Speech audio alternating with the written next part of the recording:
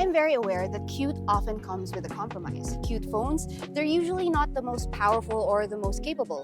Cute camera bags, they're also kind of a rarity and usually not as durable as those pro ones that almost always come in black. So what about something like the GWM Ora? It's adorable, too adorable even, that you might be fooled into thinking that that's all it offers. But after spending a few days with it, I am confident in saying it's not just style, it's also a whole lot of substance. So let's get right into it.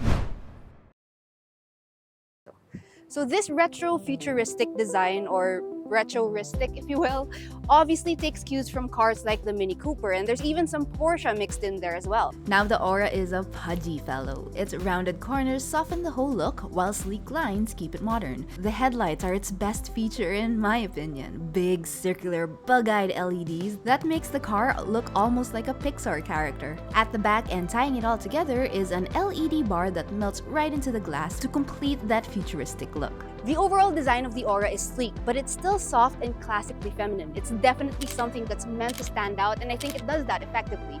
In fact, driving around the city, I got so many stares, so many looks, so many smiling faces, and there was even this one girl who mouthed out "cute" as I was driving by.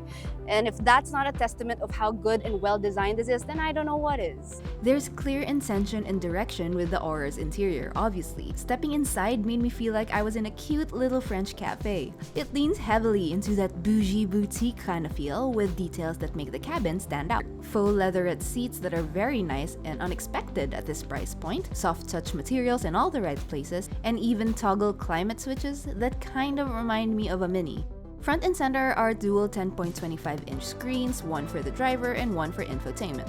The dash layout is clean, too clean even, as there are hardly any buttons around. There's also a big sunroof to complete the experience. Now what we like is that the Ora doesn't sacrifice space for style. Rear legroom is surprisingly good for a car this size, and front seats are very supportive for long drives.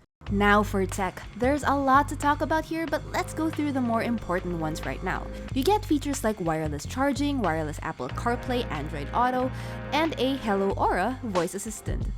One of the more interesting things about the GWM Ora is it actually doesn't have a push start button. It turns on by itself when you get in.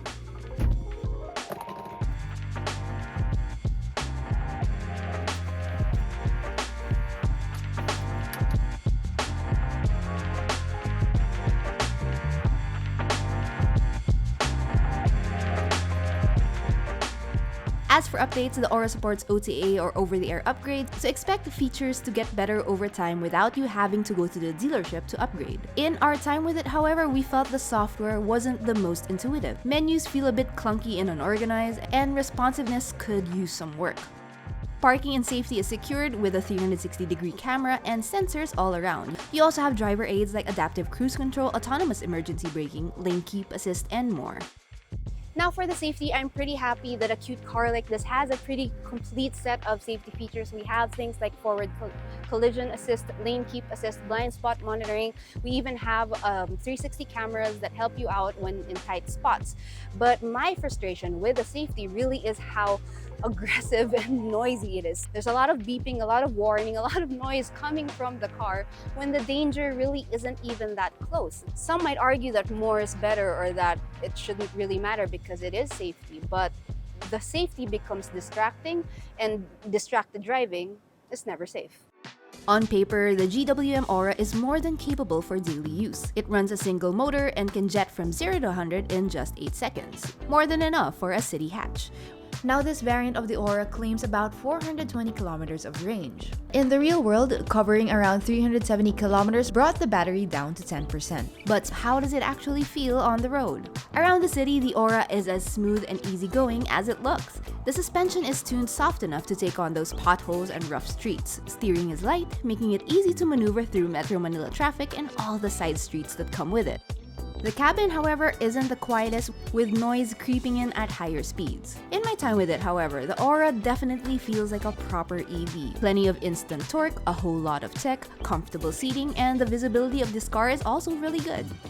All in all, while the Ora may not be a long-distance cruiser, in its natural habitat, which is the city, it's comfortable, zippy, and more than up to the task of daily driving. So in the end, does cute have a compromise? Well, kind of, but it is a very calculated one.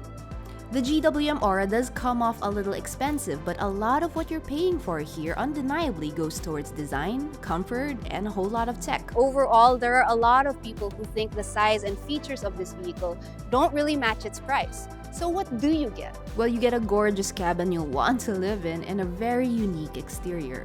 You've also got the essential safety and driver convenience tech, and the range is more than good enough for daily city use. The GWM Ora is not trying to be everything for everyone. Obviously, I mean, look at it. It's quirky, it's unique, it's bold.